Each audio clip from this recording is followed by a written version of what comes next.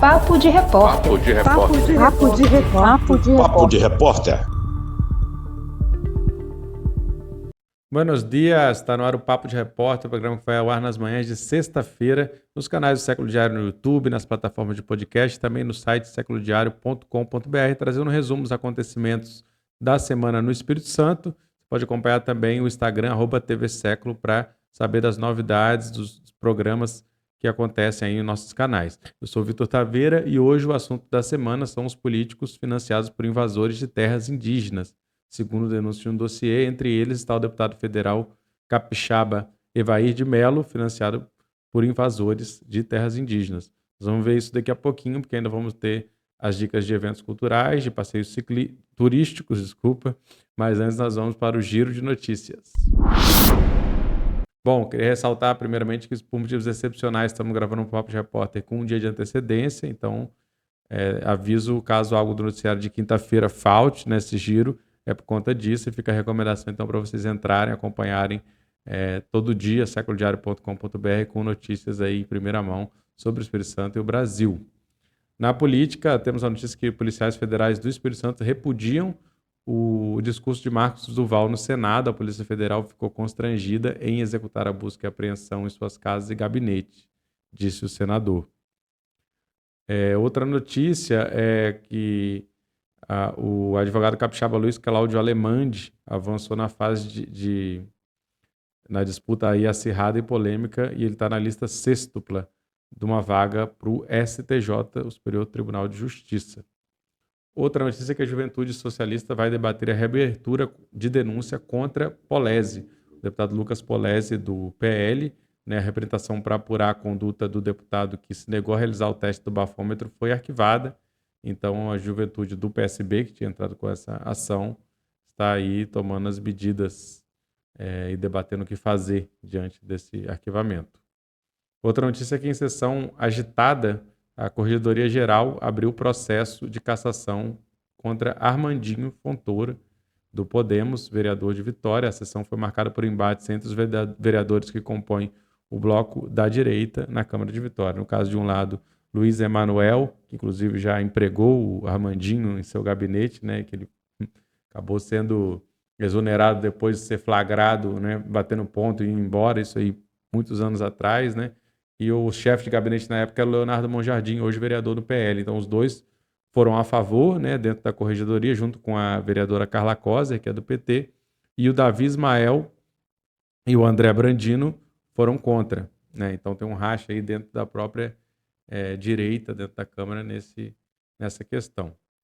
Outro tema em pauta na semana foi a questão do assassinato do músico Lucas Torenzani de Oliveira, aconteceu numa madrugada lá em Jardim Camburi, dentro do condomínio, e o assassino do músico pode ser demitido da PM por meio de um processo administrativo, lembrando que o assassino, o outro que estava presente, que participou, foram indiciados por homicídio duplamente qualificado nessa semana. Outra notícia que está aí muito quente é que os órgãos parlamentares discutem como atender o pleito dos pescadores artesanais de Vitória. Também está lá na Câmara, está na Prefeitura. Hoje, na quarta-feira, houve mobilização lá na Câmara de Vitória e eles ameaçam não realizar e não participar da tradicional procissão de São Pedro se a pesca continuar proibida em Vitória. Eles pedem também a devolução de materiais apreendidos, então está uma mobilização muito grande. E as autoridades estão tentando aí dialogar com os pescadores de Vitória. Outra notícia importante é que a Prefeitura de Marataízes retirou apoio ao projeto da comunidade LGBTQIA+. Guilherme Nascimento, da Casa Roxa, informou que a realização de um ato foi feito no domingo, contra essa atitude da gestão em relação ao apoio à parada LGBTQIA+, e outros eventos do tipo que sofreram ataques aí da extrema-direita. Outra matéria interessante, para quem quiser conferir lá no Século Diário, traz o título: "É proibido uma professora publicar fotos sensuais na internet?". A matéria da Fernanda Cozemenco fala da professora Rosana Brant, que foi denunciada à Comissão de Ética do IFES por manter perfis sensuais no Instagram e no OnlyFans. Então, esse é um debate aí que está colocado. Também temos a questão, uma notícia da semana, o início das obras para a reconstrução do restaurante popular de Vitória. As organizações sociais, né, foi anunciado agora o edital, elas questionam, inclusive, o atraso dessa demora, né? Só agora em 2024 a expectativa é que possa ser reinaugurado e reiniciado esse trabalho tão importante para a questão da segurança alimentar no município de Vitória.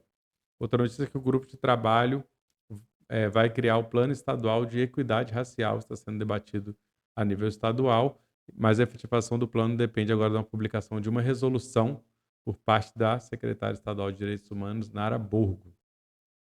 Também para você que acompanha nossos canais aí no YouTube e nas plataformas de áudio, temos algumas notícias essa semana, né, falando da luta por um novo parque natural em Vila Velha. Entrevistamos o Willerman Lúcio e o Alain Moreira, do Instituto Lagoa Encantada, falando das ameaças que esse local sofre e dos sonhos para a proteção e criação do parque, né, nessa área que é importante, né, tanto em termos sociais como ambientais, e ajuda aí a reter as enchentes e também tem um papel importante para a comunidade do entorno.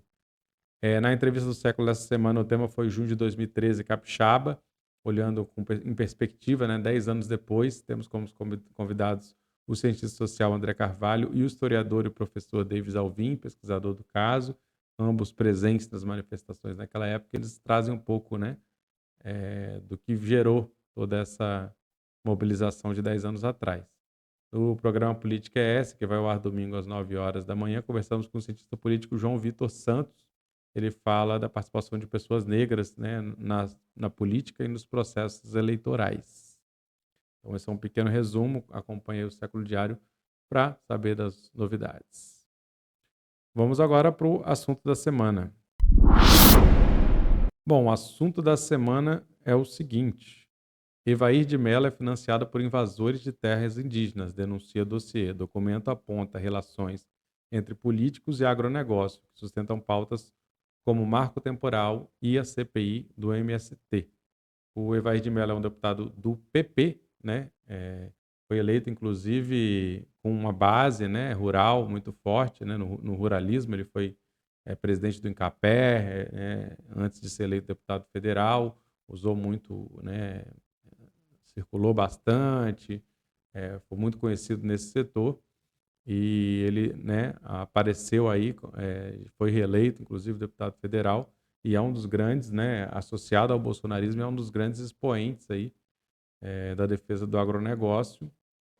Ele entra no dossiê Os Invasores, parte 2, Os Políticos, Parlamentares e seus financiadores possuem sobreposições em terras indígenas. É um relatório do projeto De Olho nos Ruralistas, um observatório do agronegócio no Brasil.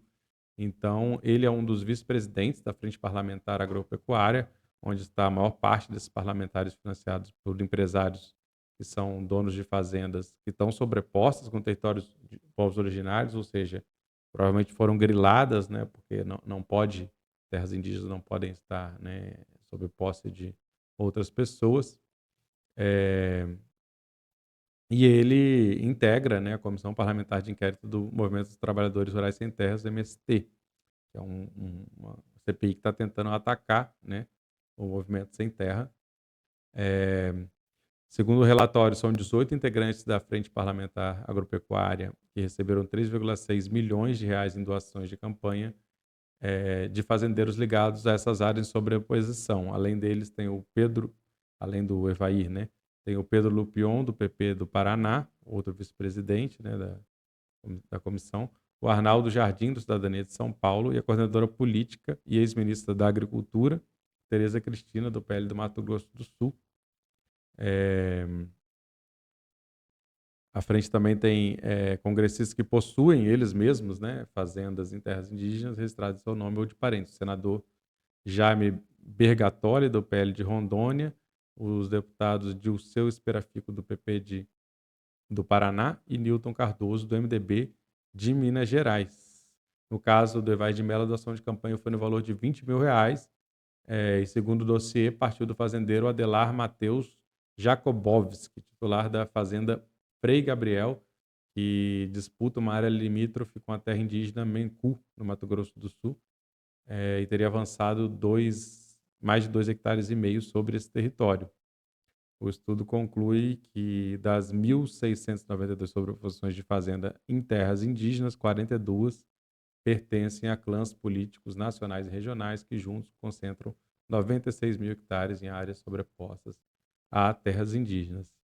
Além disso, do Congresso Nacional, as invasões de terra indígena também envolvem prefeitos de várias regiões do país. Do Espírito Santo figura nessa lista o atual gestor de Linhares, o prefeito de Linhares, Bruno Margoto Marianelli, do Republicanos, que assumiu o cargo após o Guerino Zanon, de quem era vice, desistir, né, desse cargo para concorrer ao governo do Estado. Segundo as apurações do Observatório do Agronegócio, a fazenda do prefeito linharense, Flor do Norte, está registrada em nome de seu pai, Zilmar Marianelli, e possui 273 hectares sobrepostos à terra indígena Comexatibá, do povo Pataxó, lá no município de Prado, que fica no extremo sul da Bahia.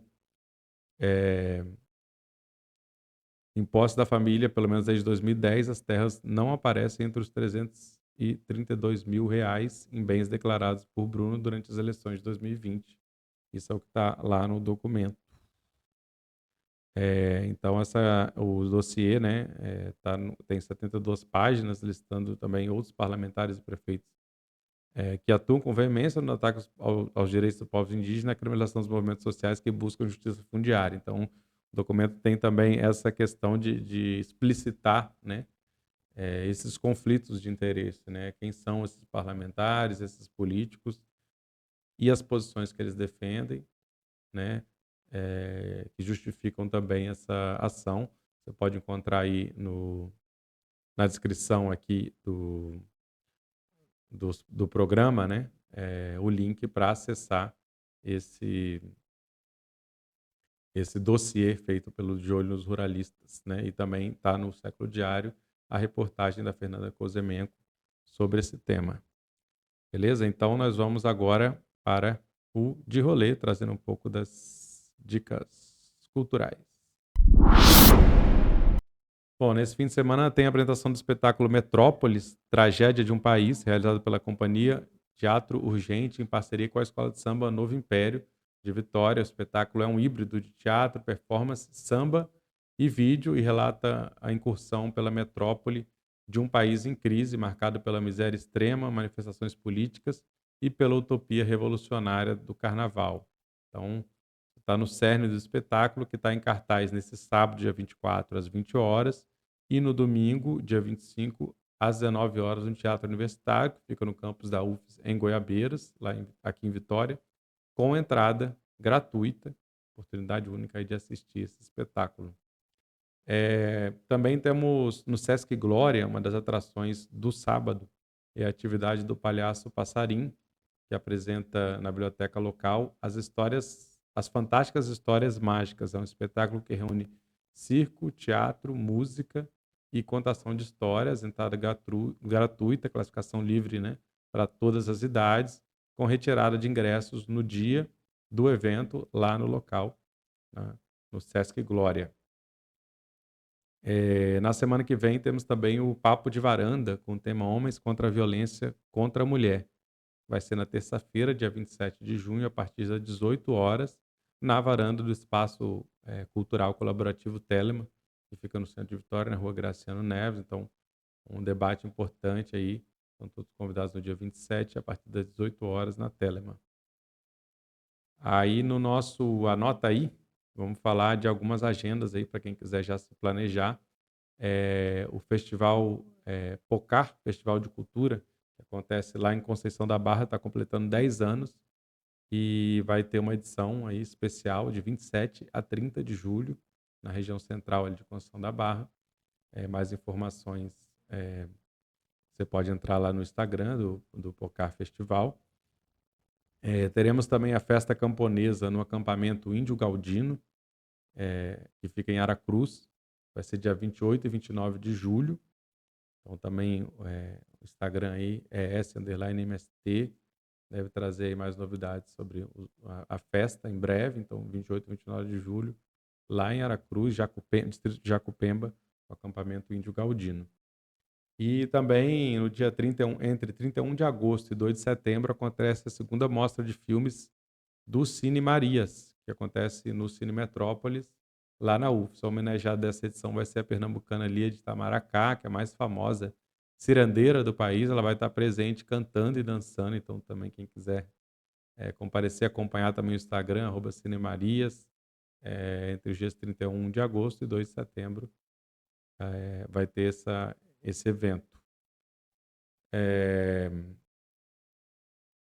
Então, na dica de passeio também, vamos recomendar aqui o bairro de Jesus de Nazaré, seus entornos ali, que tem o Bar do Bigode e o Caranguejo do Languinho, servindo algumas iguarias aí da culinária, principalmente a culinária, né, aí de frutos do mar, ali perto da praia, na pequena praia, né, de Jesus de Nazaré. O Pier também tem outros 2 bares que tem obras no momento, mas espero que reabram aí em breve. Já falamos aqui também do Tour no Morro de Jesus de Nazaré, está no Instagram também, para quem quiser conhecer também, conhecer a região ali. Lembrando que ali por perto também um bom passeio, além de passar por lá, é visitar ali a Praça do Papa, né? Que tem o Projeto Tamar e o Espaço Baleia Jubarte, são atrações aí também para todas as idades, para a família toda. Além da região ali ter o Horto Mercado e também o mercado de peixes da Praia do Suá. Bom, esse foi mais uma edição do Papo de Repórter, um pouco mais curtinha, né? Dessa vez, a gente volta na próxima sexta-feira, sempre pela manhã, e teremos também a programação toda aí nos canais do Século Diário, tanto no YouTube como nas plataformas de áudio, e você pode acompanhar também as notícias todo dia entrando em seculodiario.com.br. É isso, obrigado pela companhia, esse foi o Papo de Repórter, até logo, pura vida.